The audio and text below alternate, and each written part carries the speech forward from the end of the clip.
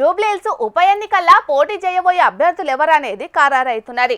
ఇప్పటికైతే ఇటు చేతి పార్టీ అటు కారు పార్టీ తరపున పోటీ చేయబోయేది ఎవరనేది తేటతెల్లమయ్యింది. కానీ టికెట్ కోసానికి గంపడాశలు పెట్టుకున్న లీడర్లు మాత్రం నారాజై జర్ర గుర్రులాడేటాలకు ఇవాళ చేతి పార్టీ పెద్ద లీడర్లంతా మాజీ ఎంపీ అంజన్ కుమార్ యాదవ్ ఇంటి బాట పట్టిండ్రు. మరి ఆయన ఏం మాట్లాడిండు, ఏం కథ పురాగాడ్చుకుందాం పాండ్రి. ఎప్పుడు అంజన్ కుమార్ యాదవ్ మీరు అంటారు కదా ఓడిపోయారు. అంజన్ కుమార్ యాదవ్ ఎప్పుడు ఓడిపోలే. అంజన్ కుమార్ యాదవ్ను ఓడగొట్టిరు. ఇప్పుడు మంచి రోజులు ఉన్నాయి, మీరు అందరు కష్టకాలంలో నేను కాంటాక్ట్ చేస్తా, మంచి రోజులు వచ్చే వరకు ఇంకెవరు వస్తారు అనేది బాధనే ఉంటుంది కదా. ఇప్పుడు మా కొన్ని వర్గాలు మా ఎంబడి లేకుండే, ఇప్పుడు అన్ని వర్గాలు మా ఎంబడి వచ్చినాయి. ఇప్పుడు ఇస్తే నాకు వస్తుండే. కాంగ్రెస్ పార్టీ చిత్తశుద్ధి ఉంటే ఏదైనా అవుతుంది కదమ్మా.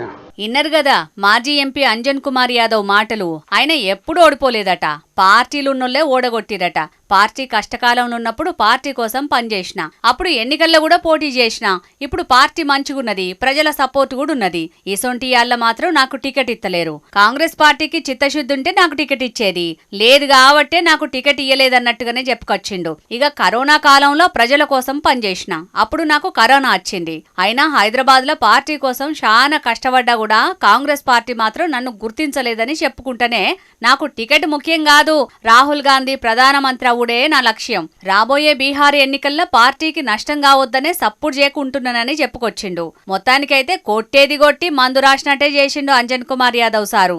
మంత్రులు పొన్నం ప్రభాకర్, వివేక్, చేతి పార్టీ ఇన్ఛార్జి మీనాక్షి నటరాజన్, ఇంకొంతమంది చేతి పార్టీ పెద్ద లీడర్లు అంజన్న ఇంటికి పోయి బుద్రకిచ్చేటోళ్లకు మొత్తానికైతే సల్లబడ్డాడు.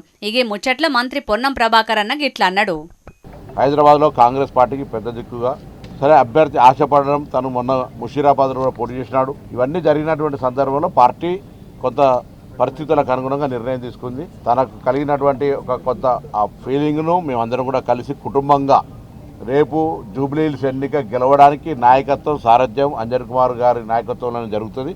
అంజన్ కుమార్ నాయకత్వంలో పార్లమెంటు సభ్యుడిగా ఆ జూబ్లీహిల్స్ ఎన్నిక గెలిపించేటువంటి కార్యక్రమాన్ని ప్రతి కార్యకర్త తీసుకోవాలని వారు కూడా ఈ సందర్భంగా అందరినీ కోరుతా ఉన్నారు.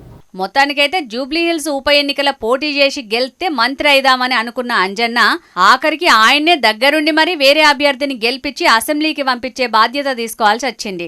రాజకీయాలంటేనే అట్లుంటాయి. ఎవ్వరికి ఎప్పుడు అవకాశం వస్తుందో, ఎవ్వరు చట్టసభలలో అడుగు పెడతారో ఏం చెప్పకుండానే ఉంటది. మరిగా ఇప్పుడైతే సల్లబడ్డాడు గాని రేపట్ల ఇంకేం పదవులు కావాలని డిమాండ్ చేస్తాడో ఏం కథనో చూడాలి మరి.